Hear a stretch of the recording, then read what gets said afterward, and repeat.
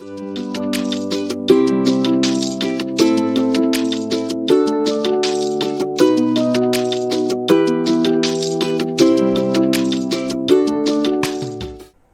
let's study about some more numbers.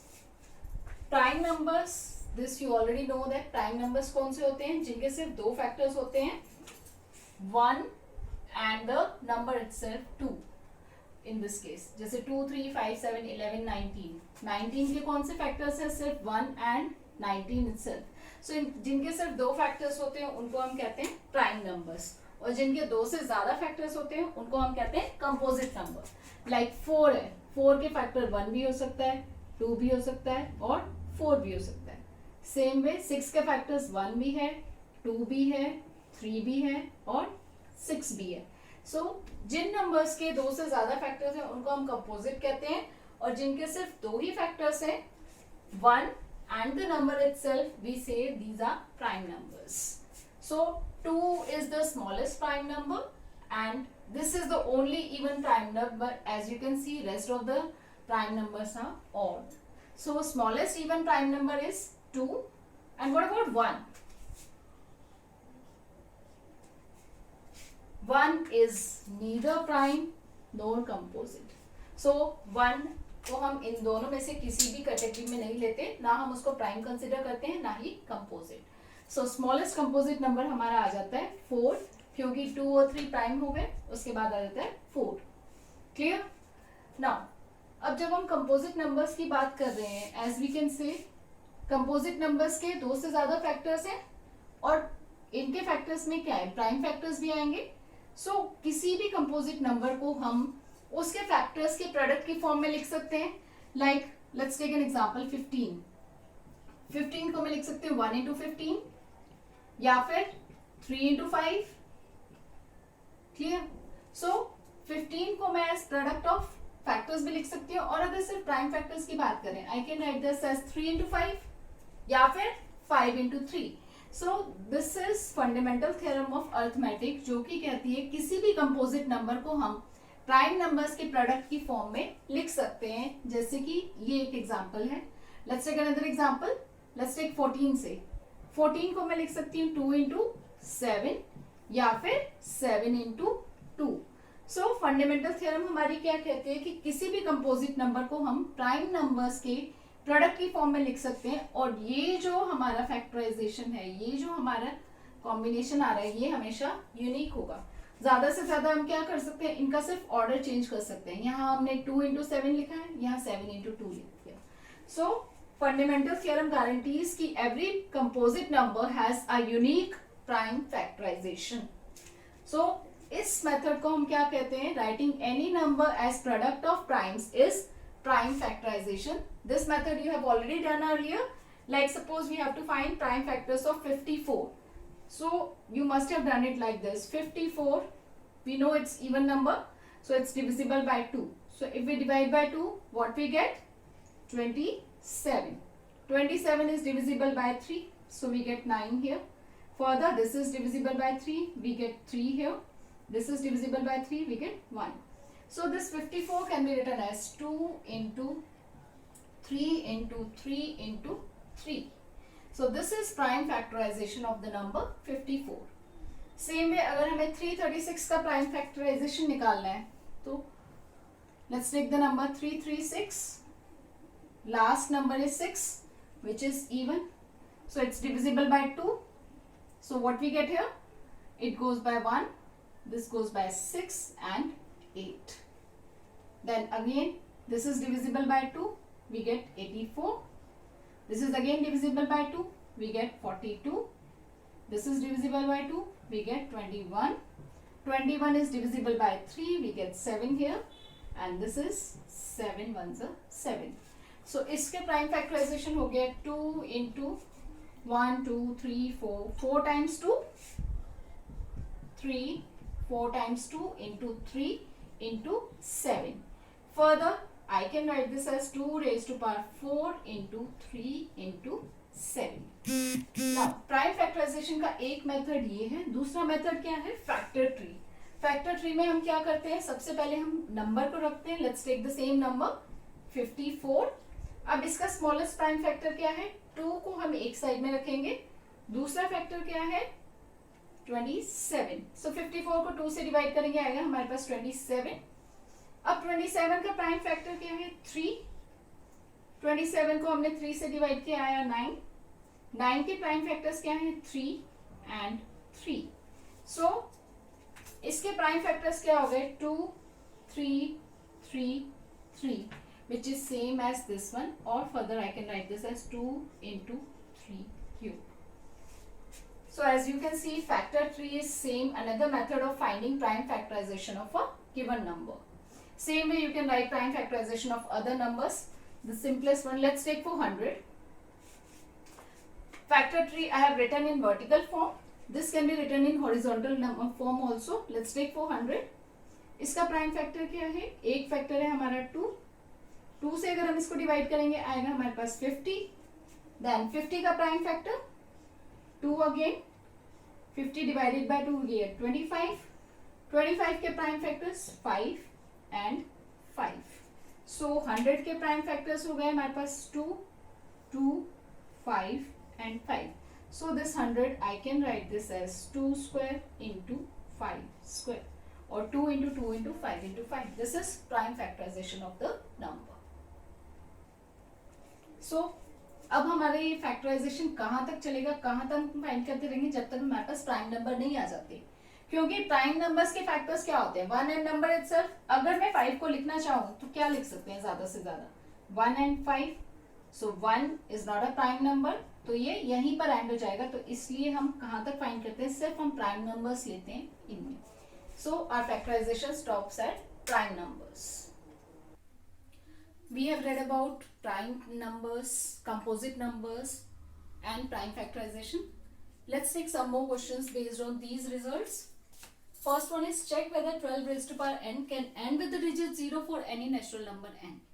Now 12 raised to power n, where n is any natural number. We know natural numbers are 1 2 3 4 5 6 and so on. It means हम कौन से numbers की बात कर रहे हैं 12 raise to power 1, 12 raise to power 2, 12 raise to power 3, 12 raise to power 4 and so on. अब इनके फैक्टर्स जो भी होंगे वो 12 के फैक्टर्स ही रिपीट होंगे। 12 स्क्वायर इज व्हाट 12 इंटू 12, यानी कि let's take the factors of 12 first. 12 के फैक्टर्स क्या होंगे 2 into 2 into 3, 4 into 3। So its prime factors are 2 and 3 only. Now वो क्या पूछ रहा है end with the digit 0. So for any number ending with the digit 0, let's take some examples. 70, 80, 100, 1000, 70,000 and so on. ये सारे number 0 से and हो रहे हैं। अब इसको मैं लिख सकती हूँ 7 into 10, इसको मैं लिख सकती हूँ 8 into 10, this I can write as 10 into 10, this I can write as 100 into 10, this I can write as 7,000 into 10. So all these numbers have something common. What is that common? That is all of them have this factor 10. 10 can further be written as 2 into 5, which cannot be broken further. It means किसी भी number को 0 से and होने के लिए 10 का multiple होना चाहिए, और 10 के मल्टीपल के लिए हमें क्या चाहिए, उसके फैक्टर्स क्या होने चाहिए 2 and 5 बोथ। अगर सिर्फ 2 फैक्टर होगा तो 10 का मल्टीपल नहीं होगा, अगर सिर्फ 5 होगा तो भी नहीं होगा। यानी कि 2 और 5 जहां पर दोनों हैं फैक्टर्स, तब 10 उसका फैक्टर होगा, और 10 अगर फैक्टर है तो number will and with the digit 0। यहाँ पर हमारे पास प्राइम फैक्टर्स क्या है 2 and 3। 2 तो है बट हमें क्या चाहिए 5 नहीं है, क्योंकि इसका फैक्टर 5 नहीं है। सो 12 रेज टू पावर n के फैक्टर्स भी क्या होंगे 2 and 3 ओनली, यानी कि 12 रेज टू पावर n के फैक्टर 2 तो होगा बट 5 नहीं होगा। क्योंकि ये 5 12 रेज टू पावर n का फैक्टर नहीं होगा, this number can never and with the digit 0। And further हमने कहा है कि ये प्राइम फैक्टर्स हैं। फंडामेंटल थ्योरम क्या गारंटी करती है कि प्राइम फैक्टराइजेशन यूनिक होता है हमेशा, यानी कि इसके यही प्राइम फैक्टर्स हैं, इसके अलावा कोई और प्राइम फैक्टर नहीं हो सकते, यानी कि 5 इसका प्राइम फैक्टर नहीं हो सकता। So since 5 is not a factor of this number can never end with the digit 0. So we can say 12 raised to power n has prime factor 2, but 5 is not a factor.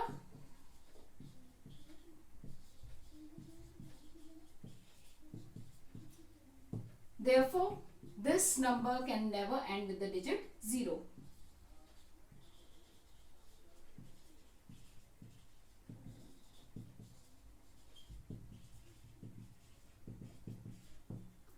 This is for the first question. Let's take the second one. Second one, okay.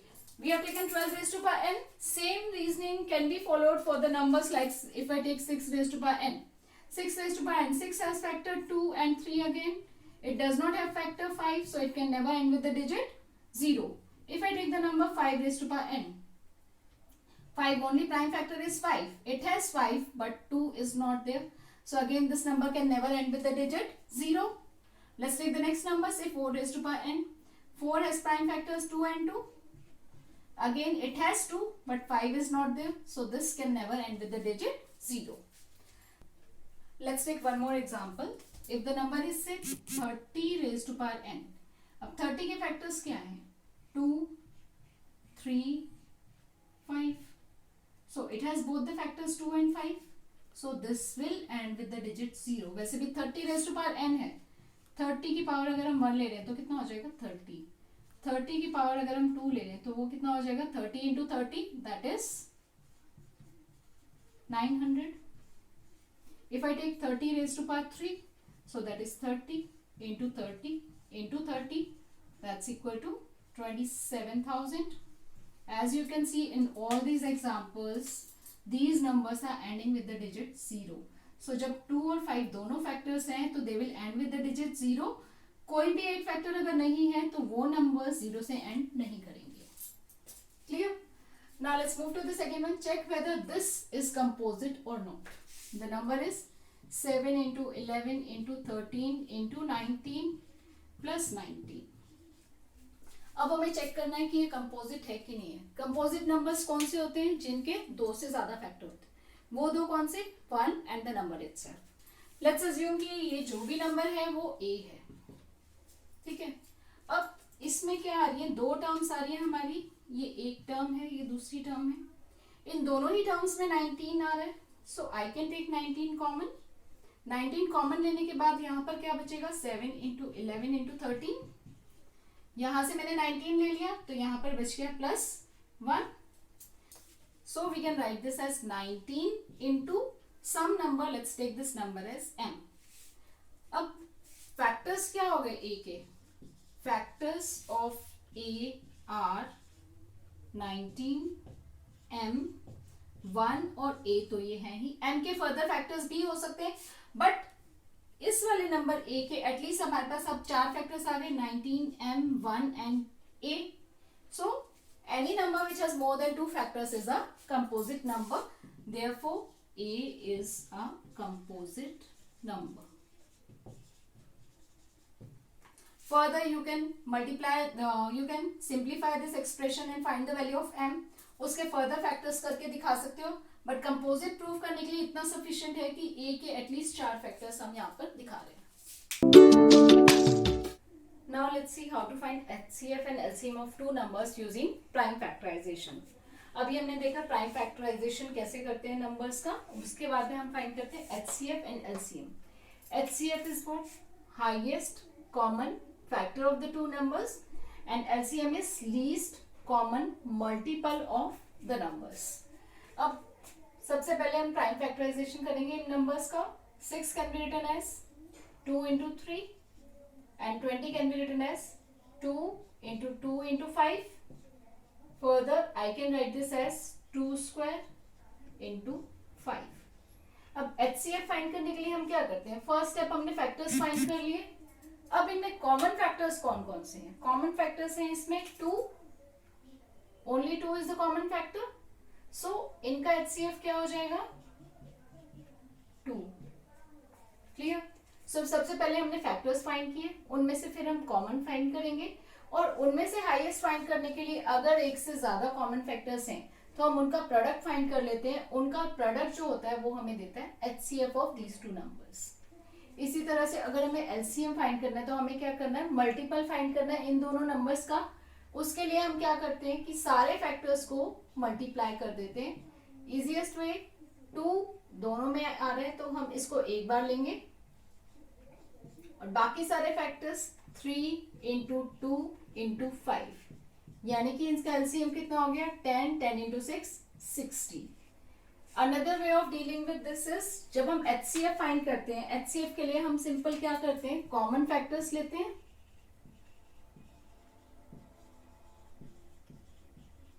और उनकी least power लेते हैं।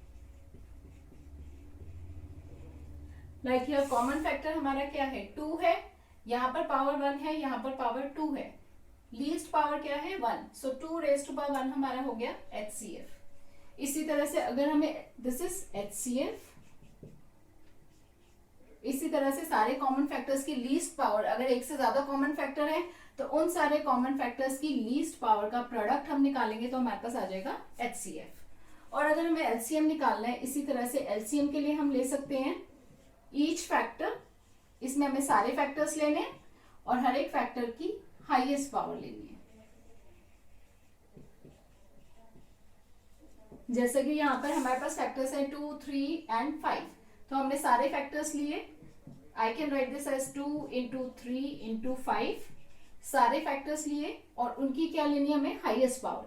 2 की highest power क्या है, यहाँ पर power 1 है, यहाँ पर पावर 2 है, तो ये हो जाएगा 2 स्क्वायर। 3 की हाईएस्ट पावर यहाँ पर 1 है तो 1 ही रखेंगे, 5 की हाईएस्ट पावर भी 1 है तो ये 1 ही रहेगा, that is equal to 60। Clear? So proceeding same way, factors of 12 are 2 into 2 into 3, or I can write this as 2 square into 3. 15 is simple 3 into 5. 21 is 3 into 7. Okay. Now if I have to find HCF of these numbers, common factor यहाँ पर सिर्फ 3 है, so HCF of these numbers is 3 only, and LCM as I discussed, each factor highest power. So factors कौन कौन से यहाँ पे 2, 3, 5 and 7. So we get 2 highest power 2, 3 highest power is 1, 5 highest power is 1 into 7 highest power is 1. So LCM of these numbers is कितना हो गया ये 20, 20 into 210, that is 420. Clear? Now following the same logic here, अगर हमारे पास दो numbers थे तो हम दो का LCM और HCF फाइंड कर सकते थे। 3 है या 3 से ज्यादा है तो सेम वे हम उनका HCF और LCM फाइंड कर सकते हैं। अगर ये सपोज हमें 4 नंबर्स दिए हुए, इनके factors A B C D आपको दिए हुए हैं कुछ, तो इनका HCF क्या होगा, कॉमन फैक्टर है हमारे पास यहाँ पर A की हमें लेनी है common factor least power. Least power क्या है यहाँ पे 3 है, 4 है, 2 है, 5 है, लीस्ट पावर है यहाँ पर 2, सो HCF हो गया A स्क्वायर। और कोई कॉमन फैक्टर B है, सो A square into B। B की highest power sorry least power क्या है यहाँ पे, स्क्वायर है, 5 है, क्यूब है, 7 है, लीस्ट पावर क्या है square, so A square into B square is HCF of these numbers. और अब अगर हम LCM फाइंड करते हैं इनका, LCM में हम क्या करते हैं ईच फैक्टर, यानी कि कौन कौन से फैक्टर से A B C और D, so A B C and D and each factor with highest power। तो इसमें हाईएस्ट पावर क्या आ रही है, A की हमारी 3, 4, 2, 5, सो हाईएस्ट पावर हमारी आ गई 5, सो A की हाईएस्ट पावर है 5, B की पावर्स है 2, 5, 3 and 7, highest power is again 7 here. C की हाईएस्ट पावर्स है 4, 7 and 6, highest power is 7, so it is 7 here. D की हाईएस्ट पावर है 6 या 1, सो highest power is 6, so this is LCM of these 4 numbers. Clear? Now अगर हमारे पास दो prime numbers हैं like 11 and 17, so 11 can be just written as 11 into 1, same way 17 can be written as 17 into 1 और 1 into 17. अब इनका HCF क्या होगा? HCF दोनों का कॉमन फैक्टर सिर्फ 1 होगा. और LCM क्या होगा? LCM will be product of these numbers 11 into 17, that's equal to 187. So for any two prime numbers A and B, the HCF will be 1 and LCM will be the product of two numbers. So यहाँ से हमारे पास एक बहुत important result आता है जब हम दो प्राइम नंबर्स को मल्टीप्लाई, दो प्राइम नंबर्स लेते हैं. Let's suppose this is A and this is B. सो कोई भी दो अगर हम प्राइम नंबर्स लेते हैं A एंड B, तो उनका HCF क्या आता है? हमेशा 1. और LCM इनका क्या आएगा? The product of the prime numbers. So ये बहुत इंपॉर्टेंट रिजल्ट है जो कि कॉम्पिटिटिव एग्जाम्स वगैरह में पूछा जा सकता है. Another example for this, what is if I take smallest prime number and smallest composite number. smallest prime number हमें पता है क्या होता है? 2. और smallest composite number क्या होता है? 4. so these are the two numbers. इनका HCF क्या होगा?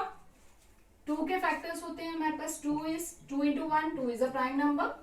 4 के फैक्टर्स हो गए 2 into 2, that is 2 square. so इन दोनों का HCF क्या हो जाएगा? हाईएस्ट कॉमन फैक्टर सिर्फ 2 कॉमन है, लीस्ट पावर 1 है. और LCM क्या हो जाएगा इनका? LCM of these two numbers is factor is 2 only, highest power is 2, so 2 square, or that is equal to 4. so 4 is the LCM and 2 is the HCF. अब इससे हमारा एक और रिजल्ट आता है. यहाँ पर हमें पता है 2 क्या है? 4 का फैक्टर है. जब एक नंबर दूसरे नंबर का फैक्टर होता है तो छोटा वाला नंबर जो होता है वो हमारा HCF होता है और जो बड़ा वाला नंबर होता है वो हमारा LCM होता है.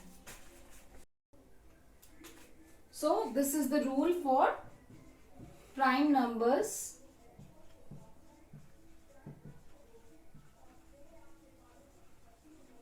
से A एंड B. ओके, सो कोई भी अगर दो हमें प्राइम नंबर्स दिए हुए हैं उनका HCF हमेशा 1 होगा और LCM उन दोनों का प्रोडक्ट हो जाएगा as in this example. Now let's consider some more results based on this. यहाँ पर हमने क्या किया था? दो नंबर्स लिए थे जिनका हमने HCF और LCM फाइंड किया था. अब दो नंबर्स हमने लिए हैं 6 and 20. Let's take first number as A and second number as B. इसको अगर मैं A लेती हूँ और इसको अगर मैं B लेती हूँ तो इन दोनों का प्रोडक्ट कितना आएगा? 6 into 20, that's equal to 120. Okay, और अगर मैं HCF और LCM का प्रोडक्ट लेती हूँ सो ये आएगा 2 into 60, this is again 120. As you can see the product of A and B is 120 as well as HCF or LCM is also 120.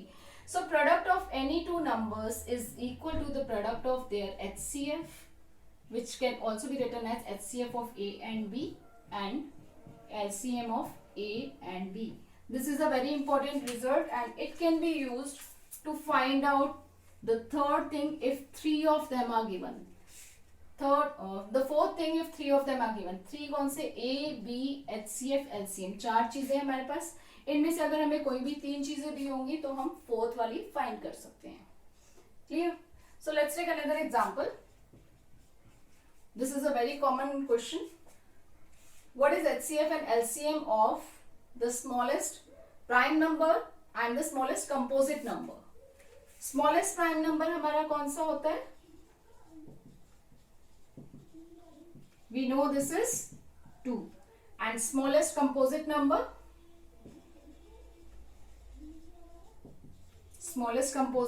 is 4. So let's consider the factors of these. 2 is a prime number, so it can only be written as 2 into 1.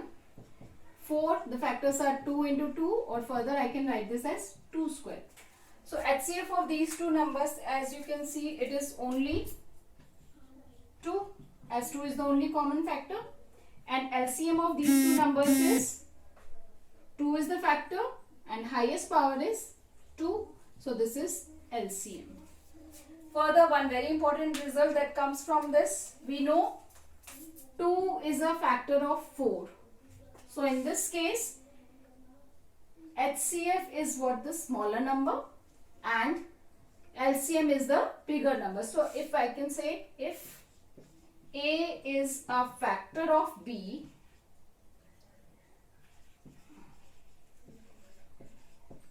where A and B are two numbers we are taking, then HCF of these two numbers is the smaller number, and LCM of these two numbers is the bigger number B. Another example we can take, like 6 and 30 if I take. So HCF of these two, we know 6 is a factor of 30. So HCF of these two numbers will be 6 and LCM will be 30. Another important result, here we see the HCF is 2 and LCM is 4. This is the factor of this. Here also the HCF is 2 and LCM is 60. Again 2 is a factor of 60, and it's true for any two numbers. HCF of any two numbers is always a factor of the LCM, and it's true for any numbers. So we can say another result that comes from here is HCF is always a factor of LCM of the given numbers. Now let's take some word problems based on HCF and LCM. First one, find the least number that is exactly divisible by all natural numbers from 1 to 5. All natural numbers from 1 to 5, we know the natural numbers are 1, 2, 3, 4, 5, 6 and so on. So here we are talking about natural numbers 1 to 5 only. Okay. So हमें find क्या करना है? Find least number that is exactly divisible. So number which is exactly divisible by these numbers is a multiple of these numbers. So what we have to find out is multiple of these numbers, और उनमें से हमें चाहिए least, यानी कि हमें क्या चाहिए? Least common multiple of these numbers. So what we have to find out is LCM of these numbers. And for LCM, first we need prime factorization. 1 is 1 into 1 only. 2 is 2 into 1. 3 is again prime, so this is 3 into 1. 4 is 2 square. 5 is 5 into 1. So we can see the LCM of these numbers are all the factors 1 into 2 into 3 into 4. Instead we have 2 square. So the highest power of 2 is 2. Then we have 5.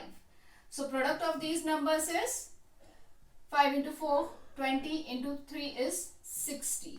So 60 is the least number which is exactly divisible by all the natural numbers from 1 to 5, that is, which is exactly divisible by the numbers 1, 2, 3, 4 and 5. Same way the question can be asked for all natural numbers from 1 to 10. So what you have to do? Find out LCM of these first 10 natural numbers. That will give you the number which is exactly divisible by these numbers. Let's take the second one. Find the largest number that divides 96 and 80 exactly. That divides 96 and 86 exactly means what we are talking about? We are talking about factor of these numbers. और factor की हम बात कर रहे हैं 96 और 80, तो यानी कि हमें दोनों का फैक्टर चाहिए. सो हमें क्या चाहिए? कॉमन फैक्टर चाहिए. अब उस कॉमन फैक्टर में भी हमें लार्जेस्ट चाहिए. So what I need is largest common factor, or in other words I can say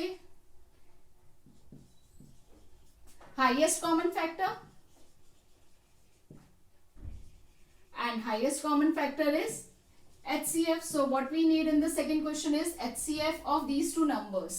So the numbers are 96 and 80. So first of all let's write the prime factorization of these numbers.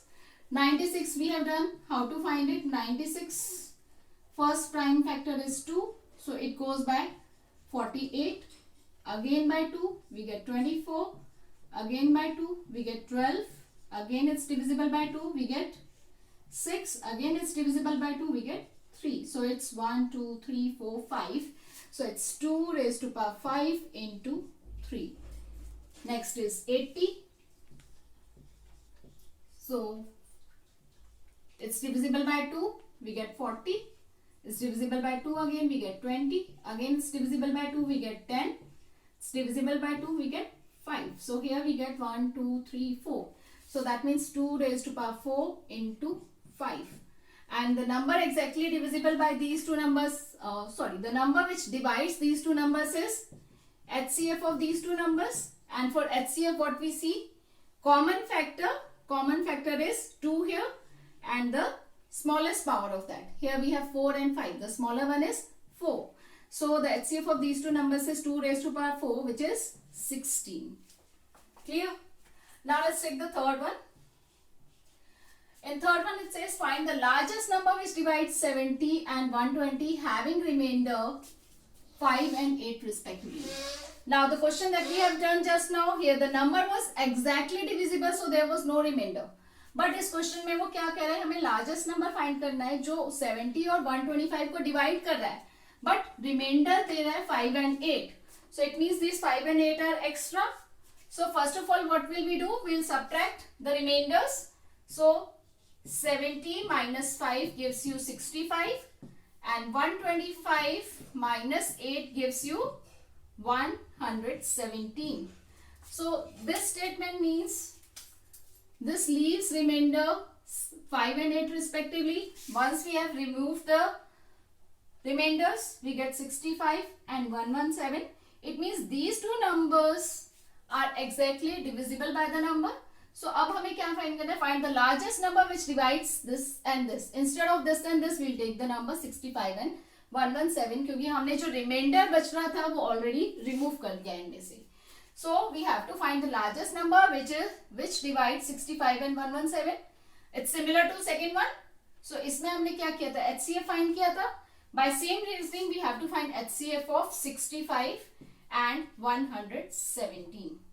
65 we know is 5 into 13, and 117 is 9 into 13, so I can write this as 3 square into 13. So HCF of these two numbers is 13.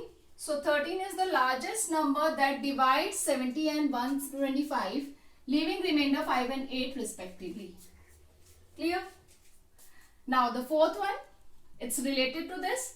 If HCF of 65 and 117 is expressed as 65m minus 117, find the value of m.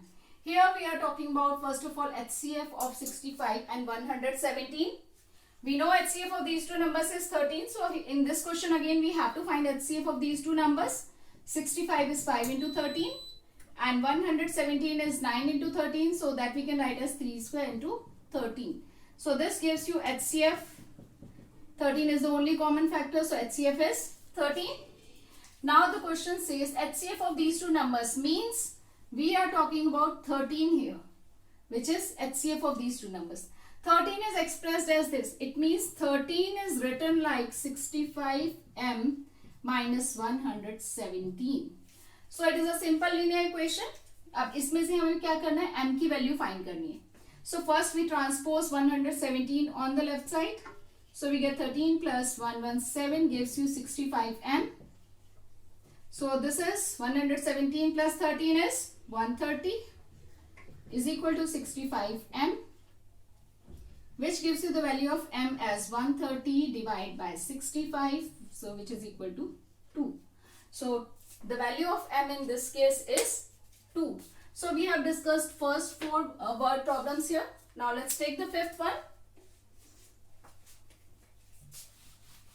Fifth one says find the greatest and the smallest 4-digit number exactly divisible by 24, 15 and 30. Now fifth question. Let's focus first on the number which is exactly divisible by 24, 15 and 36. Number exactly divisible by these three numbers is LCM of these numbers. So first step is we'll find out LCM of these numbers 24, 15 and 36. Prime factors of 24. 24 we know is 2 into 12. So 2 into 3. So we can say 8 into 3, or this is 2 cube into 3. 15 is simple 3 into 5. And 36 is 4 into 9, 2 into 2 into 3 into 3. So we can say it is 2 square into 3 square. So LCM of these three numbers is, we take all the factors 2, 3, and 5. Highest power of 2 is, it's 3, 0, 2. Highest power is 3. Highest power of 2, it's 2 here, and 5 it is 1. So LCM of these three numbers is 2 cube is 8, 8 into 5 is 40, 40 into 9 is 360. So 360 is the LCM of these three numbers. So अभी तक हमने क्या किया, number which is exactly divisible by these three numbers is 360. Now let's focus on this. What we have to find out, greatest and smallest 4-digit number exactly divisible by this. So 360 is exactly divisible by these numbers. अब हमें क्या चाहिए, हमें 360 का multiple चाहिए जो कि greatest 4 digit हो या smallest 4 digit हो. So now we are breaking this question into two parts. Let's take first greatest 4 digit number.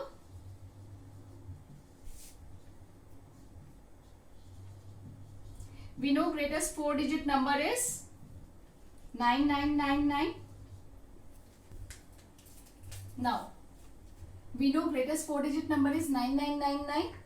So अगर ये नंबर 360 का मल्टीपल है तब तो यही आंसर हो जाएगा. अगर ये नहीं है तो हम क्या करेंगे, सो पहले हम इसको इससे डिवाइड करके देखेंगे.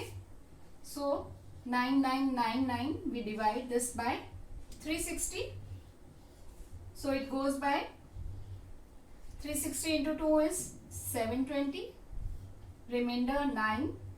Here 7 and here 2. Then this carried here. Now this goes by 7. So 7 into 360. We get 2 here, 4 here. That is 2520. Subtracting it we get 9, 7 and 2. Now 279 is the remainder. It means इस number में ये 279 extra है इससे divisible होने के लिए. तो हम क्या करेंगे, ये जो रिमाइंडर हमारा आया है इस रिमाइंडर को नंबर में से सब्ट्रैक्ट कर देंगे. So 9999 minus 279 gives you the number 9720. So after subtracting the remainder, अब ये जो नंबर हमारे पास आया है ये एग्जैक्टली डिविजिबल है 360 से और 360 एग्जैक्टली डिविजिबल है इन तीनों नंबर से. सो अल्टीमेटली हमारे पास क्या आ गया, so number which is exactly divisible bye these three numbers and which is greatest 4 digit number also, because इससे बड़ा कोई भी नंबर इन तीनों से डिविजिबल या फिर 360 से डिविजिबल नहीं होगा. Clear. So this is the greatest 4 digit number. उसमें हम क्या करते हैं, जो हमारा रिमाइंडर आते हैं सब्ट्रैक्ट करने डिवाइड करने के बाद उसको हम नंबर में से सब्ट्रैक्ट कर देते हैं to get the required number. So the greatest 4 digit number exactly divisible by 24, 15 and 36 is 9720. That is 9720. Now let's see how to find out the smallest 4 digit number. For this let's consider the smallest 4 digit number. Smallest 4 digit number we know is 1000. Now we need to check whether this 1000 is divisible by 360 or not. अगर ये 360 का factor है तो यही answer होगा, अगर नहीं होगा तो हम देखते हैं क्या होगा. Let's see. So again we have to divide this 1000 by 360. So it goes by 2. 360 into 2 is 720. Remainder. And here we get 2. 280 is the remainder. अब इसमें 280 एक्स्ट्रा है. अगर हम 1000 में से 280 सब्ट्रैक्ट कर देते हैं तो क्या आएगा हमारे पास, 3 डिजिट नंबर होगा. 1000 में से इनफैक्ट इवन हम 1 भी सब्ट्रैक्ट कर देते हैं तो भी हमारे पास 3 डिजिट नंबर आएगा. इट मीन्स ये जो ट्रिक हमने फॉलो की थी यहाँ पर वो हम यहाँ पर नहीं फॉलो कर सकते. सो 1000 में से हम कुछ सब्ट्रैक्ट नहीं कर सकते तो हमें क्या करना है, कुछ ऐड करना है. अब ऐड हम कितना करेंगे, इस नंबर में 280 ऑलरेडी है, हमें कितना चाहिए 360. सो इसमें कितना कम है, 360 माइनस 280 दैट इज 80. अगर और हो इस नंबर में तो ये 360 का कंप्लीट मल्टीपल आ जाएगा. यानी कि हमें क्या ऐड करना है इसमें, divisor minus remainder that is 80 अगर हम इस नंबर में ऐड कर देंगे. So the required number we get 1000 plus 80 that is equal to 1080 is the required 4-digit smallest number which is exactly divisible by the number 24, 15 and 36. So ये हो गया हमारा smallest 4-digit number और ये हो गया हमारा greatest 4-digit number. इनको रिकॉल करने के लिए इस केस में हमने क्या किया था, subtract remainder from the greatest 4-digit number. इस केस में हमने क्या किया है, ऐड किया है. ऐड हमने क्या किया है, डिवाइजर माइनस दिस रिमाइंडर.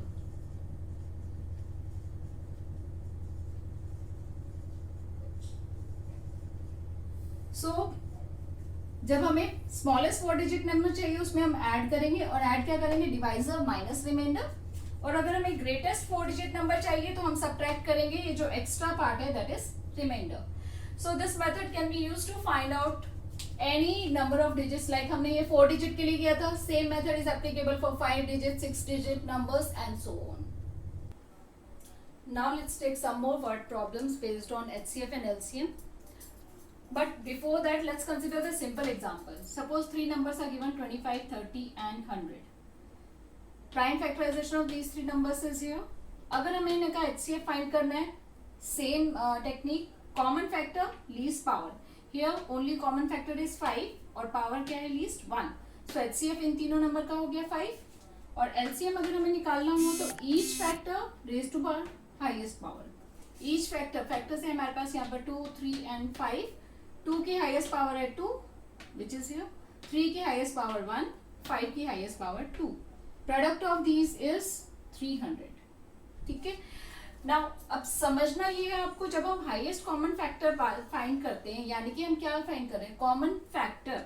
हम फैक्टर की बात कर रहे हैं और फैक्टर क्या होता है, किसी भी नंबर के इक्वल होता है या उससे छोटा होता है.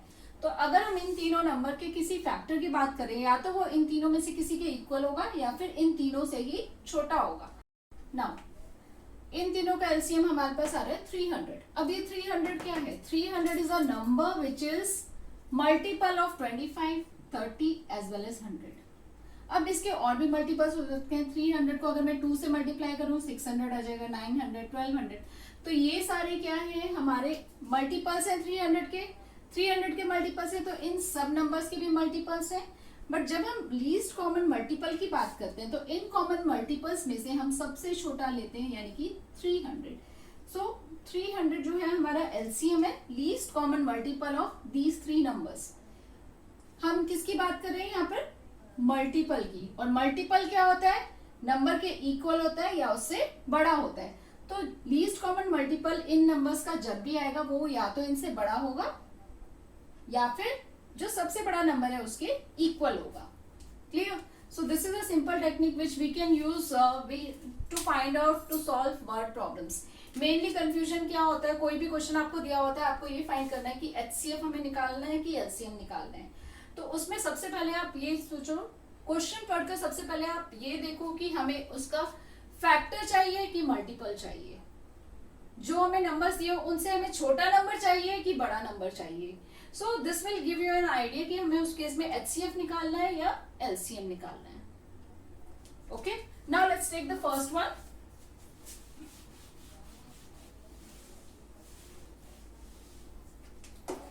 First question says there is a circular path around a park.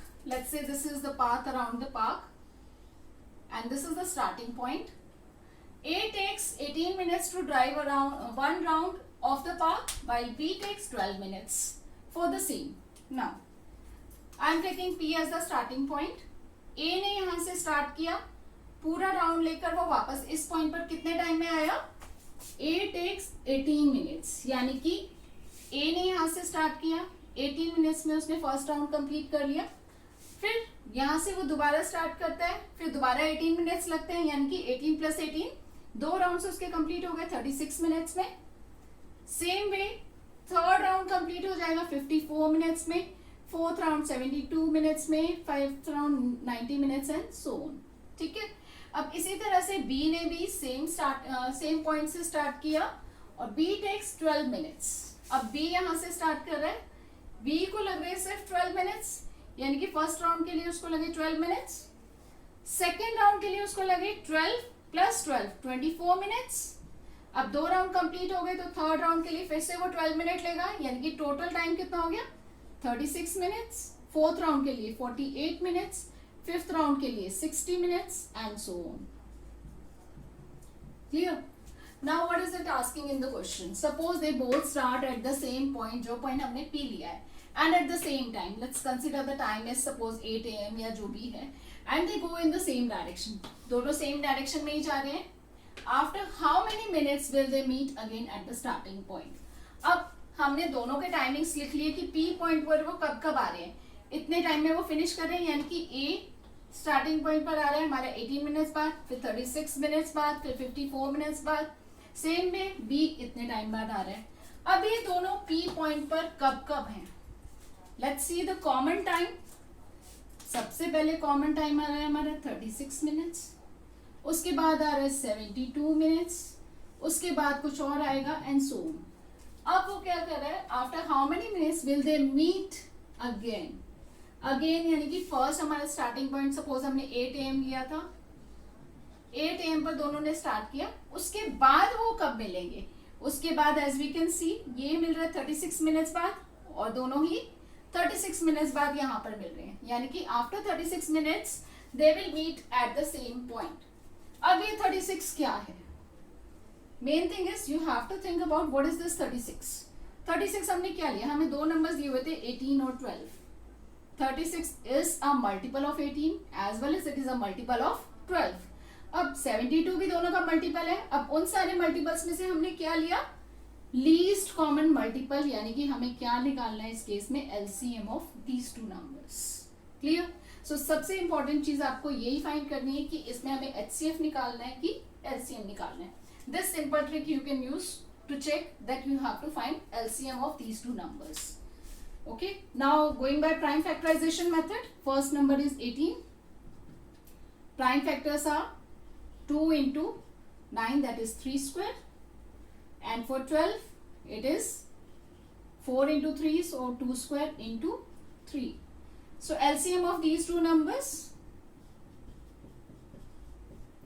each factor highest power, 2 की highest power 2, 3 की highest power 3, sorry 3 की highest power 2, so 2 square 4 into 3 raised to power 2 9, 4 into 9 we get 36. So after 36 minutes the both of them will meet again at the starting point. I hope this is clear now that in first question we have to find LCM of these two numbers, not the HCF. वो क्यों? क्योंकि हमें एक तो बड़ा number चाहिए और हमें इन दोनों का मल्टीपल चाहिए, और उन मल्टीपल्स में से हमें नेक्स्ट टाइम की बात कर रहे हैं तो यानी कि हमें लीस्ट नंबर चाहिए। सो इसलिए हमने इस केस में LCM निकाला है। Now let's see the second one.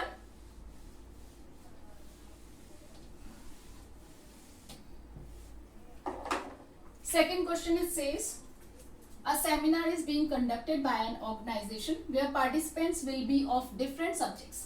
Different subjects के participants हैं हमारे पास। A number of participants, the number of participants in Hindi, English and Maths. अब हिंदी के हैं हमारे पास 60 पार्टिसिपेंट्स, देन इंग्लिश के हैं हमारे पास 80 पार्टिसिपेंट्स, एंड मैथ्स के हैं हमारे पास 108 participants. Now, in each room same number of participants are to be seated. अब हमें क्या करना है, एक सेमिनार कंडक्ट किया है, उसमें इन सारे पार्टिसिपेंट्स को अलग अलग रूम्स में बिठाना है। उसके लिए कंडीशन क्या दी हुई है, if in each room same number of participants, यानी कि इक्वल इक्वल नंबर्स आएंगे। अगर हम फर्स्ट रूम में 10 बिठा रहे हैं तो सेकेंड रूम में भी 10 पार्टिसिपेंट्स होंगे, थर्ड में भी 10 होंगे and so on. Equal number of participants are to be seated and all of them being of the same subject. So दो कंडीशंस है, फर्स्ट इज हर एक रूम में इक्वल पार्टिसिपेंट्स होंगे और वो सेम सब्जेक्ट के होंगे। So find the maximum number of participants that can be seated in each room. तो हमें क्या निकालना है, मैक्सिमम पार्टिसिपेंट्स जो कि एक रूम में हम बिठा सकते हैं। ठीक है, let's take this is first room, this is second room, third room and so on. अब फर्स्ट रूम में हमें क्या करना है, सपोज हम हिंदी के पार्टिसिपेंट्स ले रहे हैं, यहाँ पर हमें फिर हिंदी के ही पार्टिसिपेंट्स चाहिए, कितने हम मैक्सिमम ले सकते हैं वो हमें निकालना है। यहाँ पर भी सपोज हिंदी के ही पार्टिसिपेंट्स आ रहे हैं, फिर नेक्स्ट रूम में हमने इंग्लिश के पार्टिसिपेंट्स बिठाए हैं, नेक्स्ट रूम में भी इंग्लिश है, and so on, and last we are taking as maths participants. ठीक है, अब हमें क्या करना है, इन 60 को इक्वली डिवाइड करना है, यानी कि हमें क्या चाहिए, इस 60 का फैक्टर चाहिए। सेम वे इन 80 को हमें डिवाइड करना है, तो 80 का भी फैक्टर चाहिए इंग्लिश वाले रूम्स के लिए। सेम वे 108 मैथ्स पार्टिसिपेंट्स है, तो 108 का फैक्टर चाहिए जो कि हम मैथ्स वाले रूम्स में बिठा सकें। अब सेम नंबर होना चाहिए, यानी कि इन फैक्टर्स के लिए हमें क्या चाहिए, इन तीनों का कॉमन फैक्टर चाहिए, तभी तो हमारे पास इक्वल पार्टिसिपेंट्स आएंगे सारे रूम में। ठीक है, नाउ लेट्स सी, और उसमें भी हमें चाहिए फाइंड द मैक्सिमम नंबर। सो पहले हमें क्या निकालना है, इनके फैक्टर्स निकालने हैं।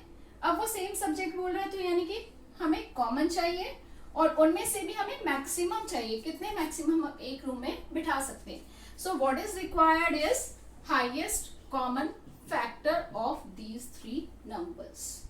Now for highest common factor, we go back again for the prime factorization. 60, the factors are 2 into 30, that is 15, 3 into 5, so that gives you 2 square into 3 into 5, then 80 is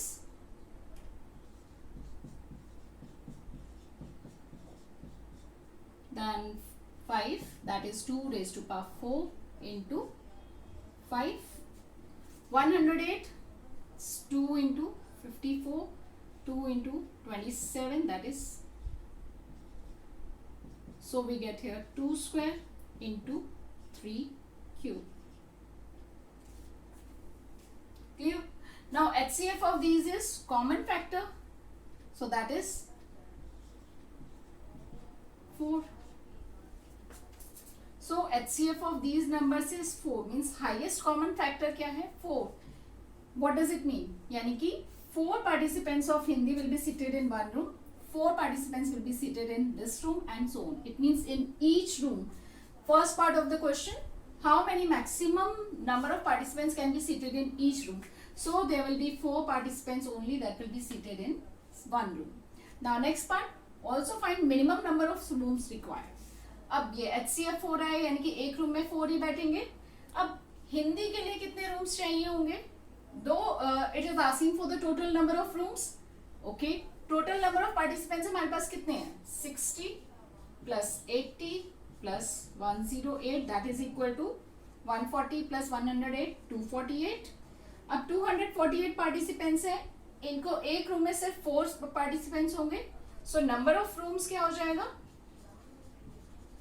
total number of participants divided by number of participants in one room, so that is equal to 62.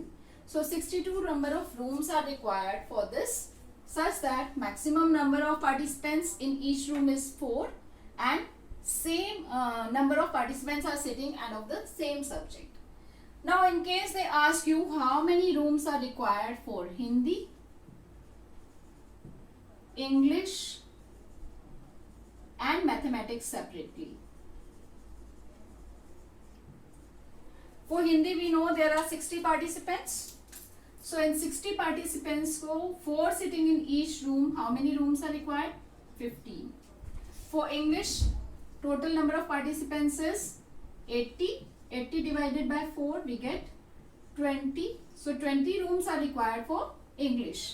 And for maths we have 108 participants, so 108 divided by 4 we get 27 rooms. Clear? So total number of rooms we can add from here also, 27 plus 20 is 47 plus 15 is 62. Clear? So question may be asked, they are asking for minimum number of rooms required, or they may ask particularly for Hindi, English or maths. I hope this is clear to all of you. A note, HCF is always smaller than or equal to the smallest number out of the given numbers. यानी कि जो भी numbers हमें दिए हुए हैं, suppose numbers लेते हैं 2, 4, 8, 16, ठीक है, इनमें से smallest number कौन सा है हमारा 2, तो इन चारों का जो HCF होगा वो तो या तो इक्वल होगा स्मॉलेस्ट नंबर से या फिर उससे छोटा होगा. So HCF of these numbers can be 2 or smaller than 2. Next is LCM is always greater than or equal to the largest number out of the given numbers. अब इनमें से largest number कौन सा है? 16. तो या तो LCM इन चारों नंबर का 16 होगा या फिर 16 से बड़ा होगा. इस केस में as you know all these are factors of 2. So smallest हमारा 2 है और smallest common factor भी 2 ही है. तो HCF इस केस में हमारा 2 है और LCM इस केस में हमारा आ जाएगा 16. Hello everyone.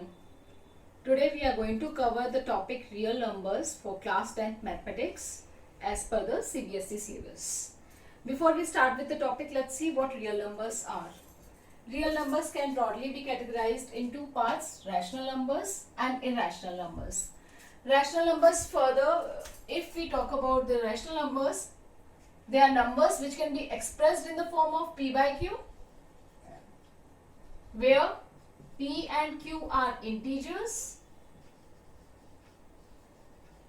and the denominator Q should not be equal to 0. As you know that any number divided by 0 is not defined, so this condition is also important. Further, if we talk about the decimal representation of these numbers, rational numbers की दो type की representations होती हैं. First is terminating, second is non-terminating,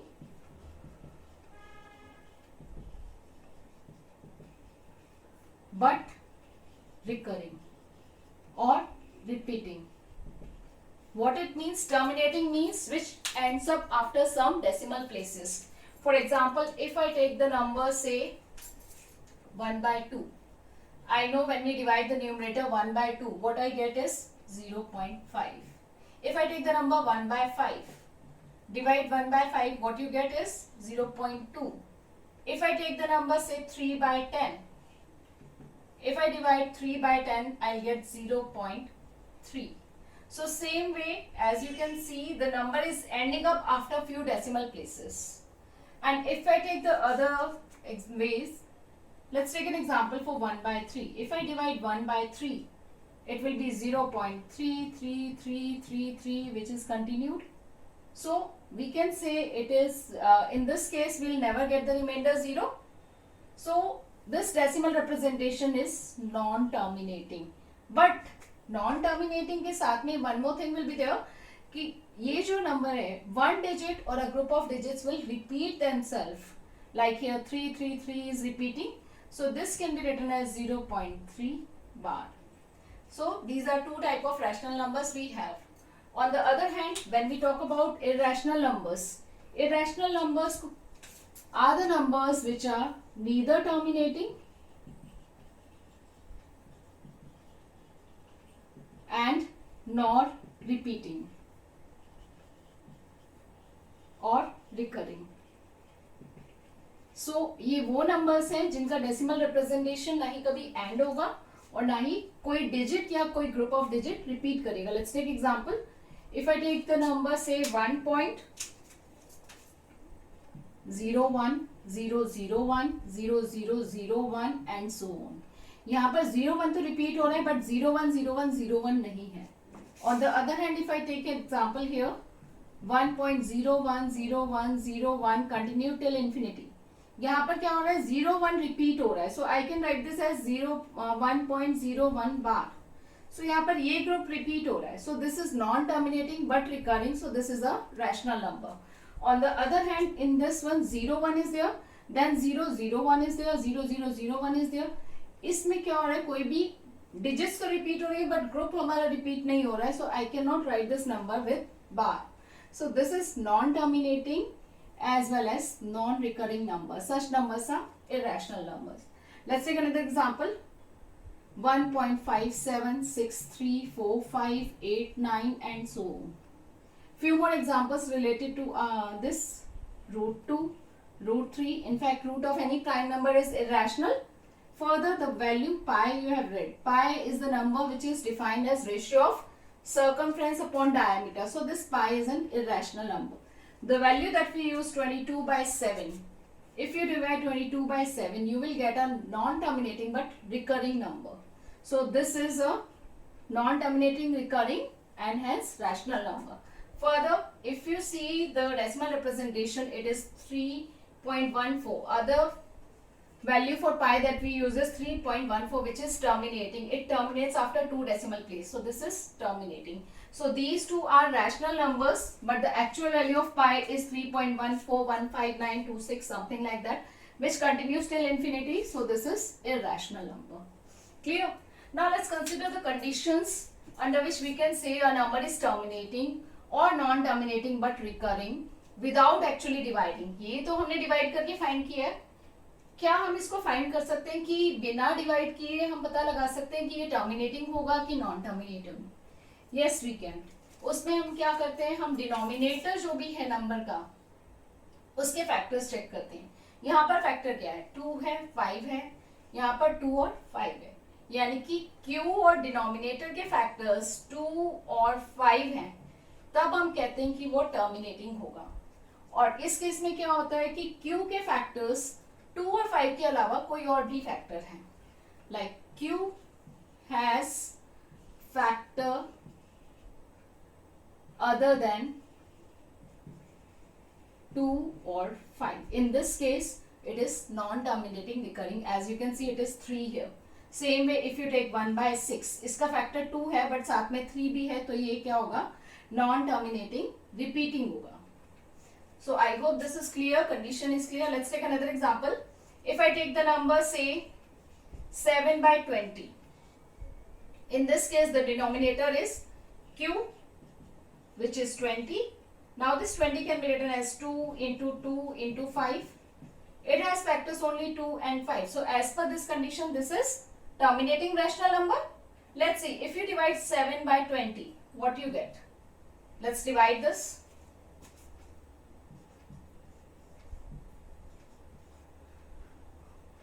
We take the decimal place, एक 0 यहाँ आ जाएगा. So this will go by 3. We get 60. Remainder 10. Further 1 0 will be there, then this will go by 5, so we get 100. So this is remainder is 0. So this can be written as 0.35. As you can see, it terminates after 1 and 2 decimal place.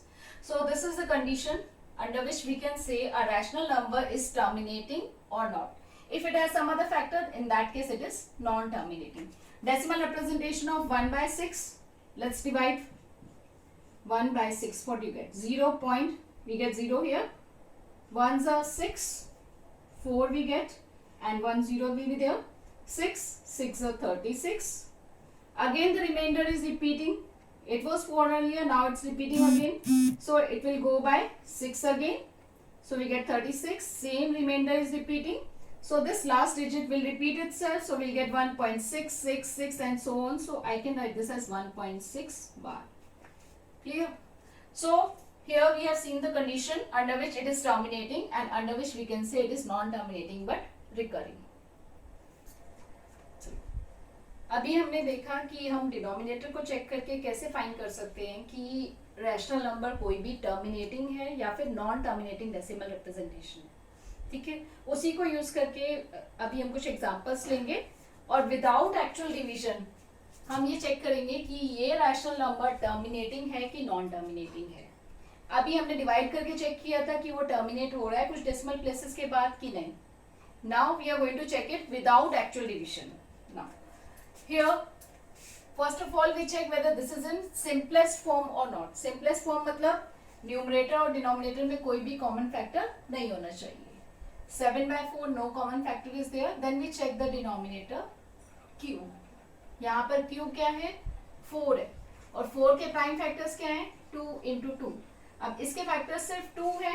हमने condition क्या की थी, अगर q के factor 2 और 5 हैं तो वो टर्मिनेटिंग है, अदरवाइज वो नॉन टर्मिनेटिंग है. अब इसमें फैक्टर्स क्या है, सिर्फ 2 है, so this is terminating. Let's see next example. 6 by 15. 6 by 15, if you go directly, q is equal to 15, which has factors 3 and 5. so it has factor 3 other than 2 और 5, so it is non terminating. but first condition क्या थी कि ये क्या होना चाहिए, simplest form में होना चाहिए. अगर हम इसको डिवाइड करके देखेंगे दिस विल गो बाय 0.4.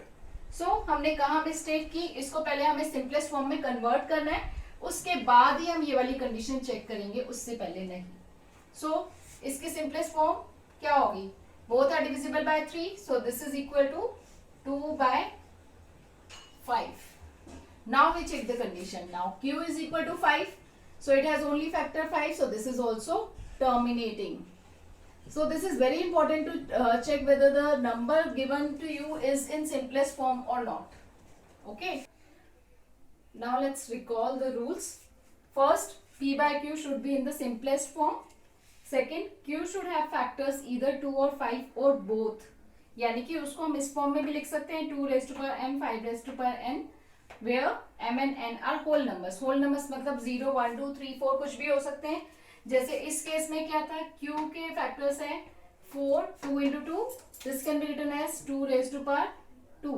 इसमें m क्या है, अगर हम दोनों को कंपेयर करें, m है 2 और 5 नहीं है, तो आई कैन से 5 raised to power 0 है यहाँ पर, सो 5 की पावर यहाँ पर 0 है. इस केस में q है हमारा 5, यानी कि q की पावर 1 है और 2 की पावर क्या है 0. सो इस केस में m हमारा 0 है और n हमारा 1 है. इसके अलावा अगर q का कोई और फैक्टर होता है 2 और 5 के अलावा, उस केस में यानी कि हम उसको इस फॉर्म में नहीं लिख सकते, उस केस में हमारे पास आ जाएगा non terminating but repeating rational number. Let's see the next one. इसमें q क्या है, q है 2 raised to power 3 5 raised to power 4. As we can see q के फैक्टर्स 2 और 5 दोनों हैं और इस फॉर्म में भी है, so it is terminating. Next is 77/210. Again there is some common factor in these two, numerator and denominator. So उसको पहले हम कैंसिल करेंगे. कॉमन फैक्टर क्या है यहाँ पर 7, तो जब हम इसको 7 से कैंसिल करेंगे हमारे पास आ जाएगा 11/30. Now q is equal to 30. 30 के फैक्टर्स हो जाएंगे हमारे 2 into 3 into 5. अब इस केस में क्या है, q का फैक्टर है 3 अदर देन 2 और 5. सो इस केस में ये वाली कंडीशन हमारी लगेगी, q has some factor other than 2 और 5. सो इस केस में ये हो जाएगा नॉन टर्मिनेटिंग बट रिपीटिंग.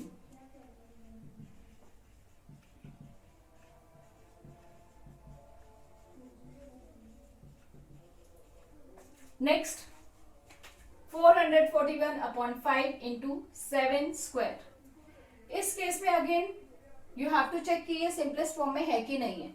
यहाँ पर 441 डिविजिबल है 7 से, सो जब हम इसको 7 से कैंसिल करेंगे तो हमारे पास क्या आएगा, this goes bye 63/5 into 1 7 is still there.